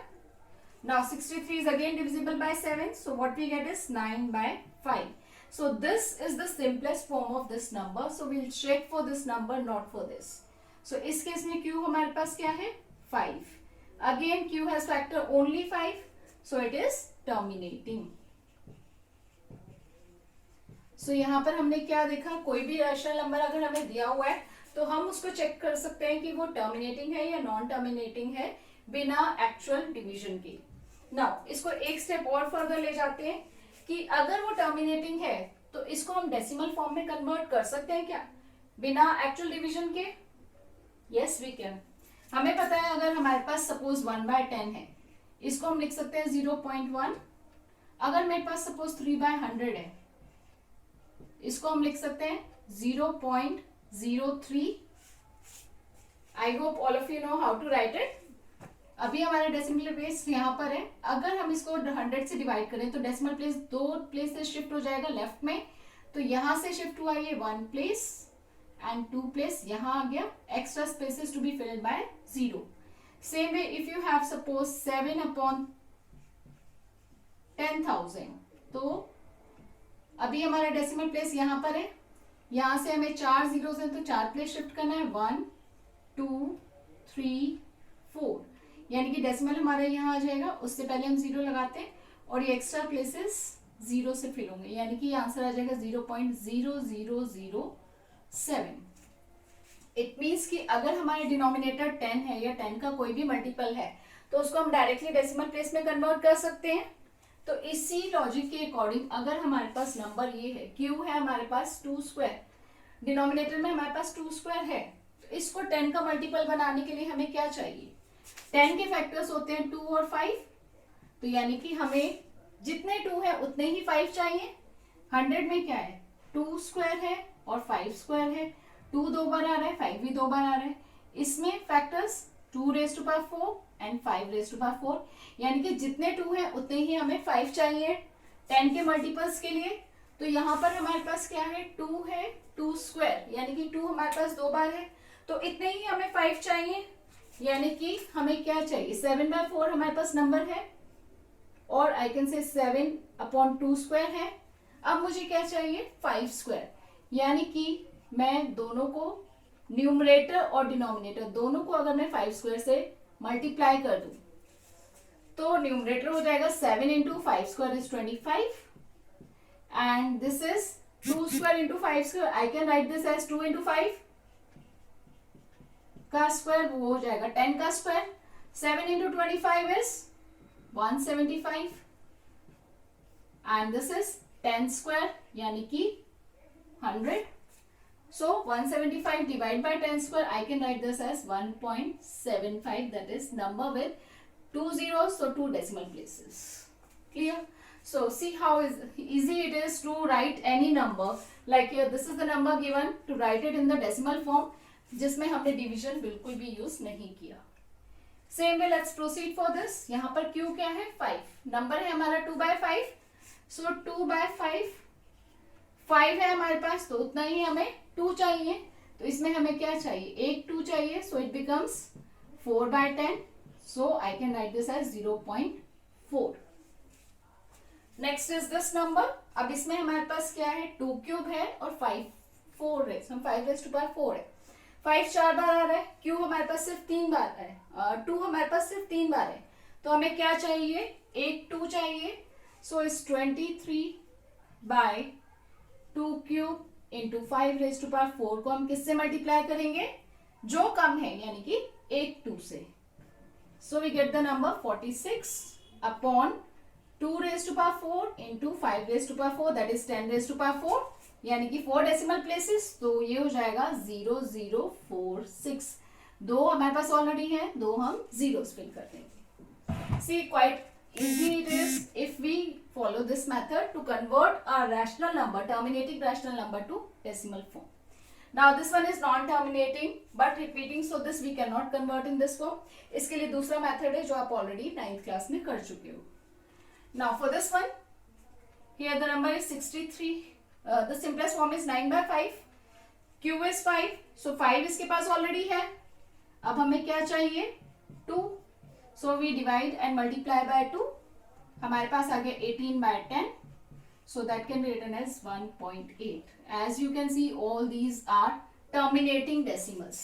अब इसमें एक चीज और जो हम फाइंड कर सकते हैं बिना एक्चुअल डिवीजन के, कि अगर हमारे पास ये नंबर दिया हुआ है तो इसमें कितने डेसिमल प्लेसेस होंगे, कितने डेसिमल प्लेसेस होंगे वो हम डायरेक्टली क्यू से पता लगा सकते हैं. क्यू क्या है हमारे पास, 2 स्क्वायर, 2 की पावर क्या है 2, तो इसमें हमारे पास 2 डेसिमल प्लेसेस होंगे. यहाँ पर क्या है, सिंपलेस्ट फॉर्म 2/5, 5 की पावर क्या है 1, तो यहाँ पर एक डेसिमल प्लेस होगा. अब इस केस में क्या है, 2 क्यूब एंड 5 4, सो जिसकी भी ज्यादा पावर है ऑब्वियसली हमें टर्मिनेटिंग कन्वर्ट करने के लिए उतने ही सेम पावर करनी होगी. सो जितनी ज्यादा पावर है 4 है, तो यहाँ पर 4 डेसिमल प्लेसेस हैं. यहाँ पर 5 की पावर 1 है तो एक डेसिमल प्लेस है. So this is a simple way to convert a terminating rational number from p by q form to the decimal form and to know how many decimal places it will have. Now we have seen rational and irrational numbers. Let's see some questions where we have to prove that a particular number is an irrational number. For example, √2 is given, 3 minus 2 √5 is given. We have to prove these are irrational. For this we are going to use contradiction method, but before we start with this, let's go through one theorem. This result we'll be using in proving this irrationality. let p be a prime number. If p divides a square, then p divides a also. Let's take an example. 36 के prime factors हैं 3. 36 is what? 6 square. और यानी कि हम कह सकते हैं 3 6 square को डिवाइड कर रहा है, 36 को डिवाइड कर रहा है, तो 3 6 को भी डिवाइड करेगा. सिंपल. जो फैक्टर्स हमारे 6 में आ रहे हैं वो 6 स्क्वायर में भी आएंगे. तो अगर हम p कोई भी प्राइम फैक्टर a स्क्वायर का ले रहे हैं तो वो a का भी फैक्टर होगा. Clear? Now for proving this we have to prove that root 2 is irrational. Contradiction method में हम क्या करते हैं, जो हमें प्रूव करना होता है हम उसका उल्टा लेकर स्टार्ट करते हैं. अब हमें प्रूव क्या करना है कि रूट 2 इररेशनल है. इसका कॉन्ट्रडिक्शन क्या होगा कि रूट 2 रैशनल है. So let if possible root 2 is a rational number. अब क्योंकि ये रैशनल नंबर है हम इसको p बाय क्यू फॉर्म में लिख सकते हैं, जहां पर p और q क्या है, इंटीजर्स है और q 0 नहीं है. Further p by q form से हमने a बाय p फॉर्म में कन्वर्ट किया. a बाय b कौन सी आ गई, इसकी सिंपलेस्ट फॉर्म आ गई. क्योंकि ये सिंपलेस्ट फॉर्म है, a और b में कोई भी कॉमन फैक्टर नहीं है, तो a एंड b क्या है, यहाँ पर कोप्राइम है. Coprime means there is no common factor between a and b. जो भी कॉमन फैक्टर थे p और q के वो हमने कैंसिल कर दिए. उसके बाद में हमारी ये सिंपलेस्ट फॉर्म आई है. Now if I take b on this side, root 2b is equal to a. Squaring both sides we get 2b square is equal to a square. अब 2 into some number is equal to a square. इसका मतलब क्या हुआ, 2a square को divide कर रहे हैं. अब ये वाली थ्योरम अगर हम यूज कर रहे हैं, प्राइम नंबर है यहाँ पर 2a स्क्वायर को डिवाइड कर रहा है तो 2a को भी डिवाइड करेगा. यानी कि 2 क्या है, a का फैक्टर है. अब 2a का फैक्टर है तो a को मैं लिख सकती हूँ 2 into some integer c. c I have taken as any integer. Now again if I square both sides, a square is equal to 4c square. अब a स्क्वायर हमारा पहले आया था 2b स्क्वायर. यहाँ से हम a स्क्वायर की value डालेंगे 2b square. So 2b square is equal to 4c square. Cancelling 2 from both sides, b square is equal to 2c square. अब यहाँ से हमारे पास क्या आ गया, b square is equal to 2 into some number. यानी कि 2 क्या है, b स्क्वायर का फैक्टर है. So I can say 2 divides b square. This implies 2 divides b by this theorem again. अब 2 divides b square implies 2 divides b. 2 divides b. अभी हमारे पास क्या रिजल्ट आया था, 2 डिवाइड्स a. अगर हम a और b को साथ में देखें, 2 divides a and 2 divides b, यानी कि 2 divides both a and b. अब दोनों को डिवाइड कर रहे हैं यानी कि 2 क्या हो गया, इनका कॉमन फैक्टर हो गया. पर हमने एज्यूम क्या किया था कि a और b ये कोप्राइम है, यानी कि इनमें कोई भी कॉमन फैक्टर नहीं है. हमने एज्यूम तो किया था कि कोई कॉमन फैक्टर नहीं है, बट फिर भी 2 इनका कॉमन फैक्टर आ रहा है. तो ये क्यों आ रहा है, क्योंकि जो हमने स्टार्टिंग में एज्यूम किया था वही गलत था. ये एजम्पशन हमारी गलत थी, इसीलिए हमारा ये कॉन्ट्रडिक्शन आ रहा है. सो यानी कि जो हमने एज्यूम किया था वो गलत था.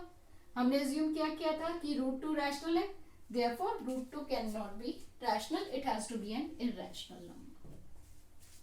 This is the proof we give for root 2 and root of any prime number like root 3, root 5, root 7. Same steps we follow as we have followed for root 2. Let's take some other example. Suppose we have to prove 3 minus 2 root 5 is irrational. And in this case, it is given that root 5 is irrational.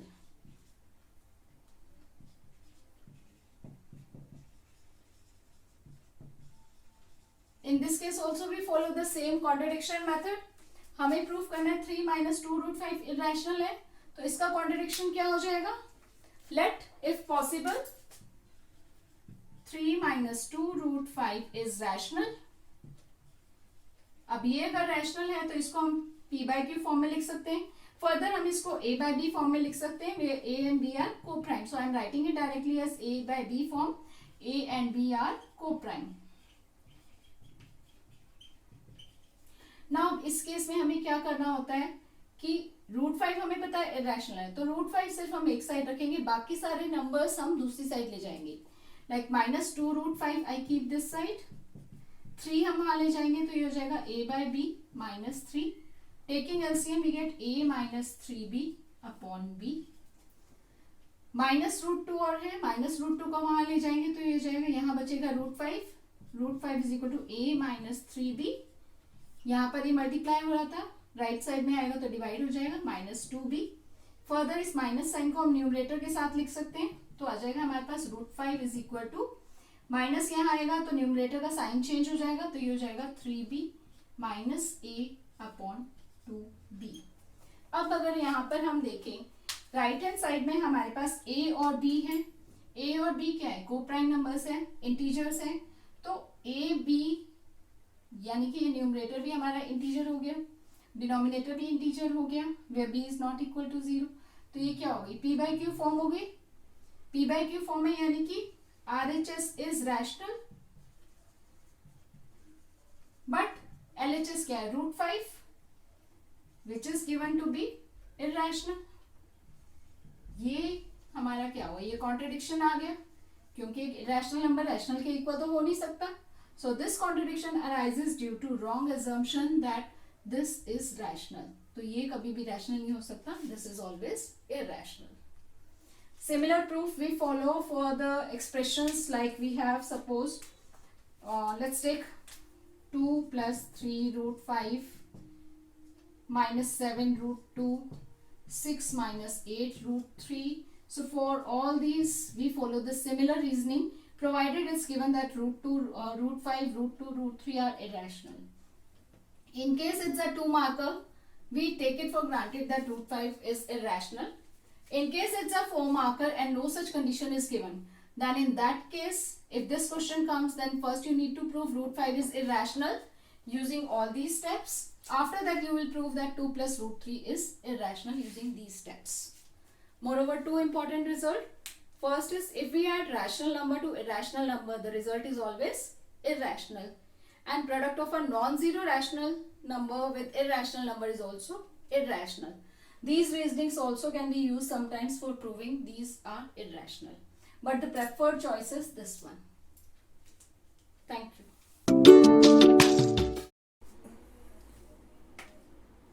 Now, next is division algorithm. Now, you must have divided one number by other. Let's take for example, if I divide the number say 29 by 7. What we get here? 7 into 4 gives you 28 and 1 is the remainder.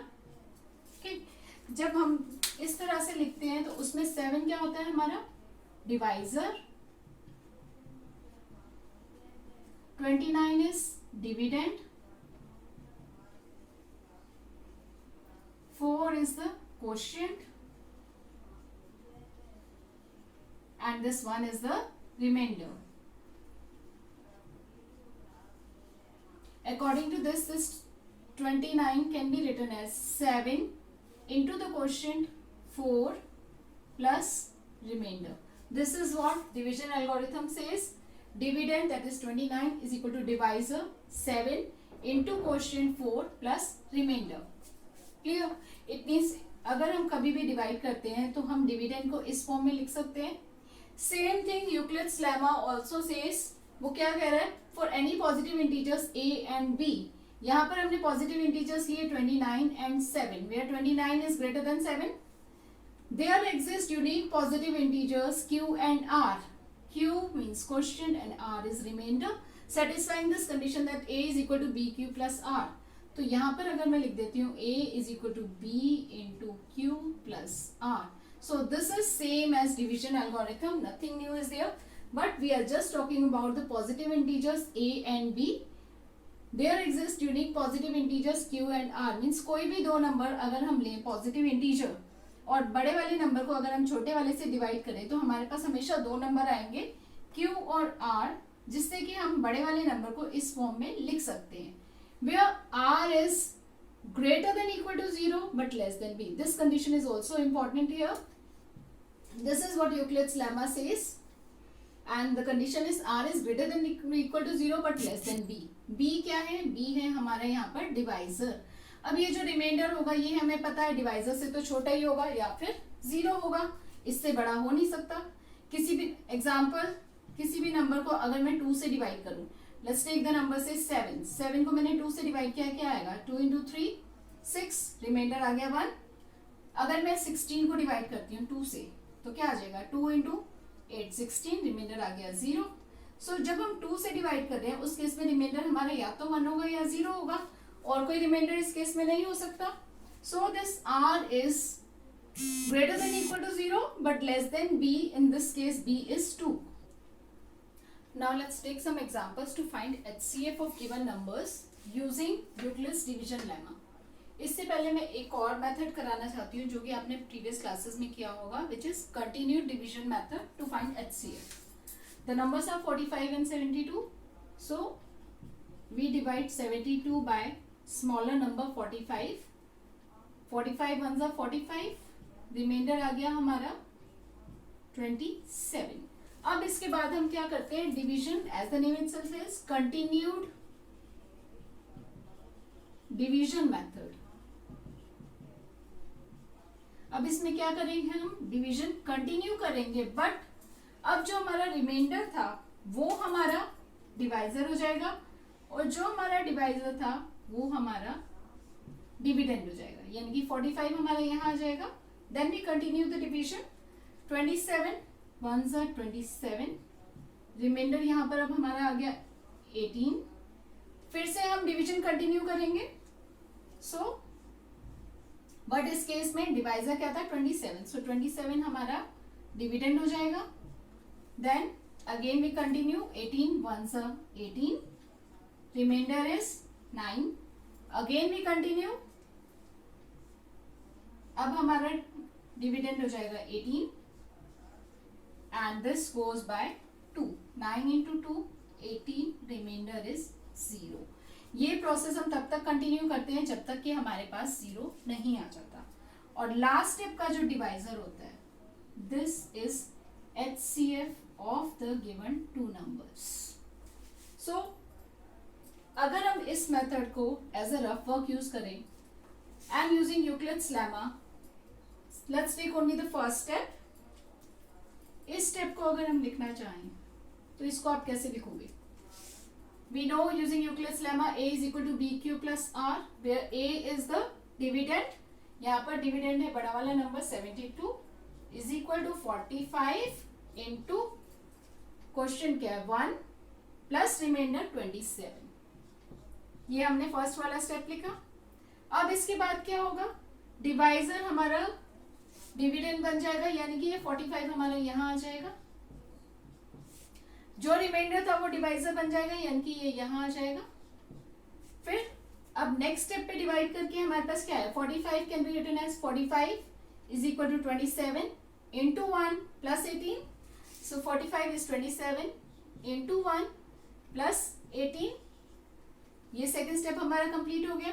Third step के लिए फिर से 27 हमारा dividend बन जाएगा, जो reminder था 18 वो डिवाइजर आ जाएगा। Now this is the third step. 27 can be written as 18 into 1 plus 9. So 27 is 18 into 1 plus 9. Next step, 18 becomes the dividend, 9 becomes the divisor. So this is the last step. 18 can be written as 9 into 2 plus 0. अब जब ये reminder 0 आ गया, last step पर हमारा जो divisor था, this is HCF of the numbers 45 and 72.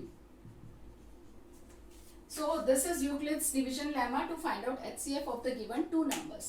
ये हमने देखा दो नंबर्स के लिए हम कैसे फाइंड करते हैं। अगर हमें 3 नंबर्स दिए हुए हैं तो उसके लिए हम क्या करते हैं, हम कोई भी 2 नंबर्स पहले ले लेते हैं। Let's take 40 and 36। इनका जो HCF आता है, फिर उस HCF और थर्ड नंबर को लेके हम HCF फाइंड करते हैं। जो सेकेंड स्टेप में HCF आता है वो इन तीनों नंबर्स का HCF होता है।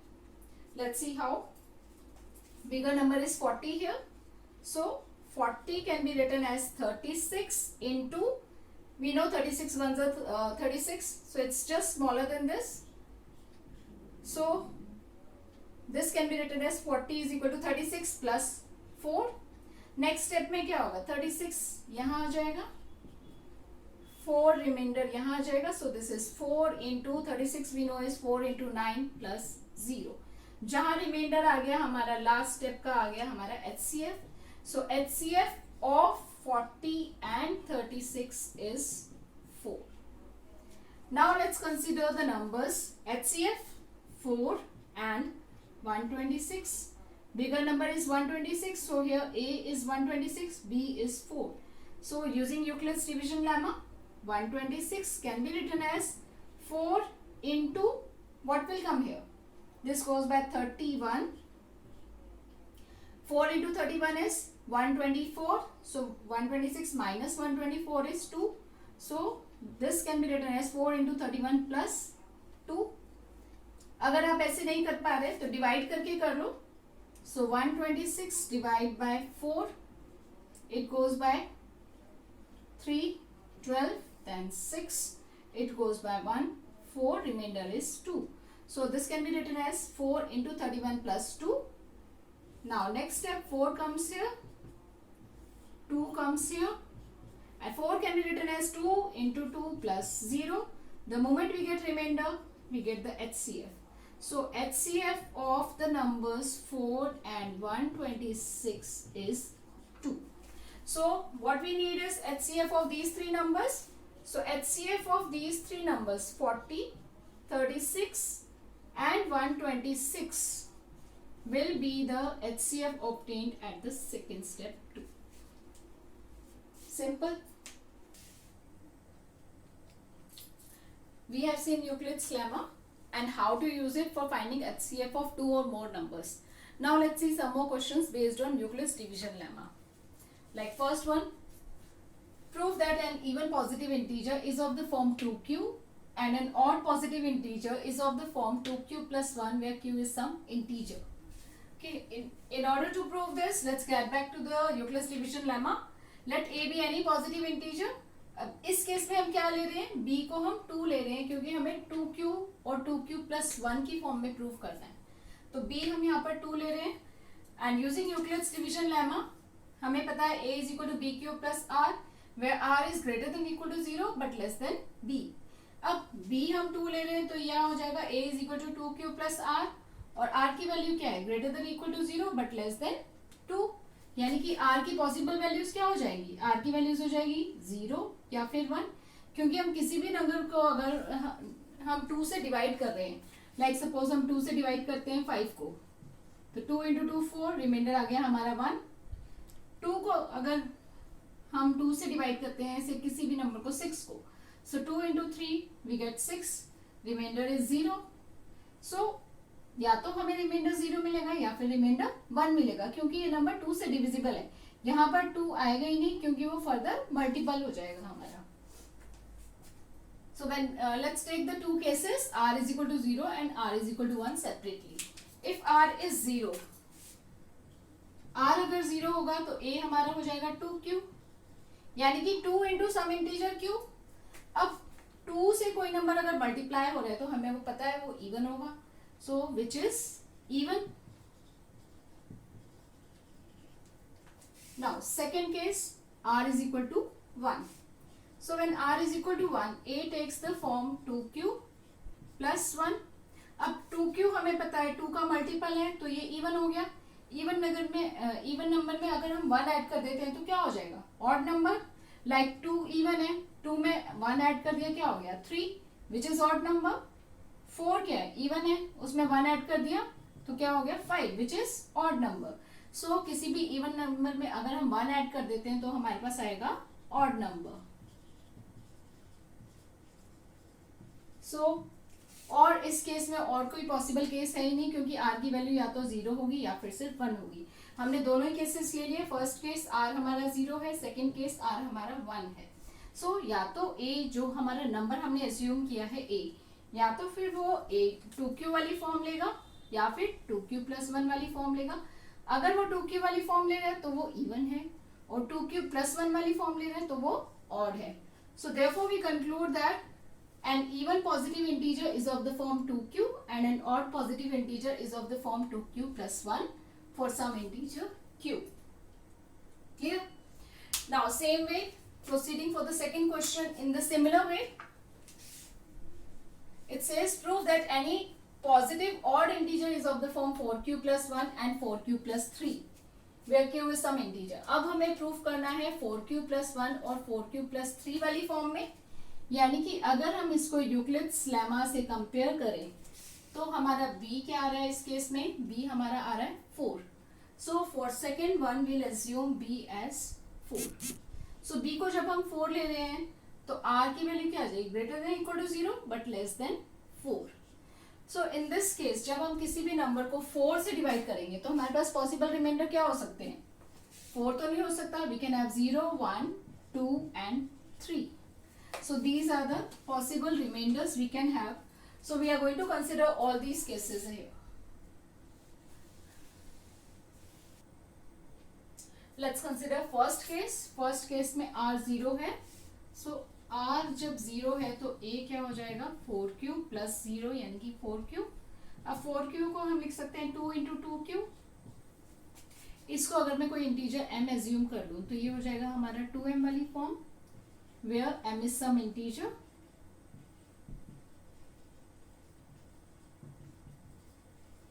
Now this takes the form similar to this one. अब अगर इस वाली फॉर्म में है तो ये क्या है, इवन नंबर है। So therefore this is even number, so a is equal to 4q is even। clear? now let's consider second case में क्या है हमारा, r 1 है। r अगर 1 होगा तो a हो जाएगा हमारा 4q plus 1। going by the same reasoning 2 into 2q plus 1। 2q को अगर हम m assume कर ले तो ये हो जाएगा 2m plus 1 where m is some integer।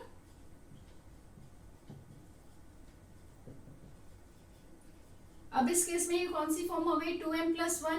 ये हो गई हमारी सेकेंड वाली फॉर्म 2q plus 1 के सिमिलर। अब 2q वाली फॉर्म हमारी कौन सी है, ऑड नंबर की। सो ये वाली फॉर्म जो हमारी आई है ये, तो ये क्या हो जाएगा, a is equal to 4q plus 1 is odd। Clear? Now अब इसमें जब हम यूक्लिड्स लेमा लगाते हैं तो r के हमें सारे पॉसिबल केसेस लेने होते हैं। अभी हमें 0 और 1 लिया है, इसी तरह से हमें 2 और 3 भी लेना है। So third case, r is equal to 2, in this case a is equal to 4q plus 2। अब इसमें से हम 2 कॉमन ले सकते हैं, so 2q plus 1 is left। In this case let's assume this whole as m। So again this takes the form 2m where m is some integer।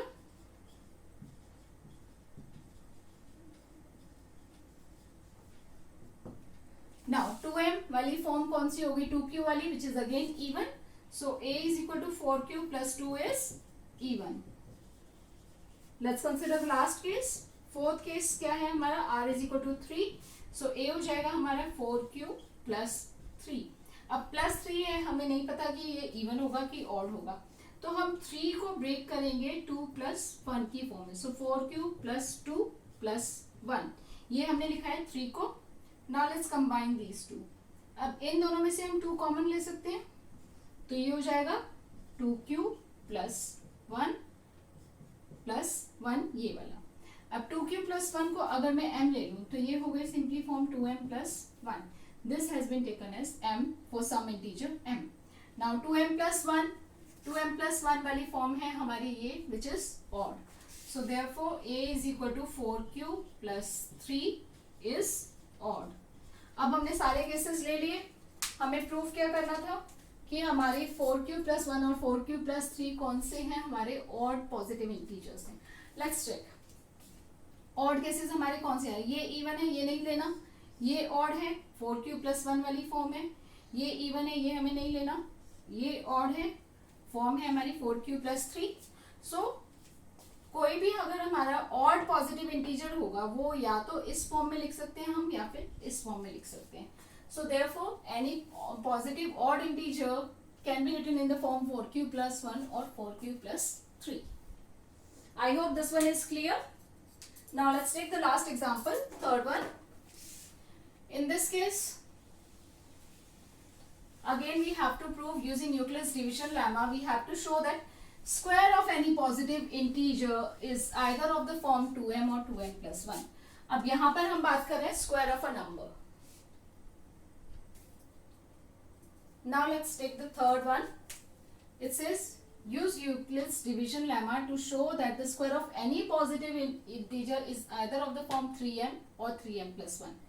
अभी तक हमने किसकी बात की थी, we were taking a as any positive integer. अब इस case में हमें वो कह रहे हैं कि square of any positive integer, यानी कि हमें ए स्क्वायर कंसिडर करना है। तो अगर हम कंसिडर कर लेते हैं let a be any positive integer, इस केस में हम बी क्या लेंगे, बी हम लेंगे 3। See the similar form using Euclid's division lemma, we know a is equal to bq plus r and r is less than equal to 0, less than equal to b। इस case में b हमारा 3 है, तो हमारी form आ जाएगी a is equal to 3q plus 1 where r is greater than equal to 0 but less than 3। तो इसके according r की वैल्यूज आ गई हमारे पास 0, 1 या 2। Let's consider first case. First case में r हम लेंगे 0। r अगर 0 होगा तो a हो जाएगा हमारा, this is 3q plus r होगी, सो a हो जाएगा 3q, r 0 है तो 3q बच जाएगा। अब इसमें हमें कंसिडर करना है square of a positive integer. Positive integer है हमारा a, इसका स्क्वायर क्या हो जाएगा 3q का whole square which is equal to 9q square. अब हमें इसको शो करना है 3m या 3m प्लस 1 की फॉर्म में, तो इसमें से हम क्या कर सकते हैं 3, अगर मैं I can write this 9 as 3 into 3, so remainder is 3q square. Let's take this as m, so it becomes 3m for some integer m। Clear? Same way if I take the second case r is equal to 1, a will be equal to 3q plus 1। now square of the number will be 3q plus 1 whole square।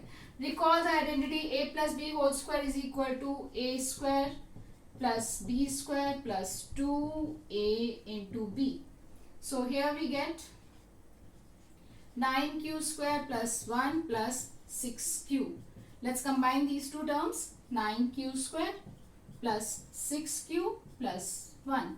इसमें से हम 3 common ले सकते हैं, remaining is 3q square plus 2q plus 1 साथ में है।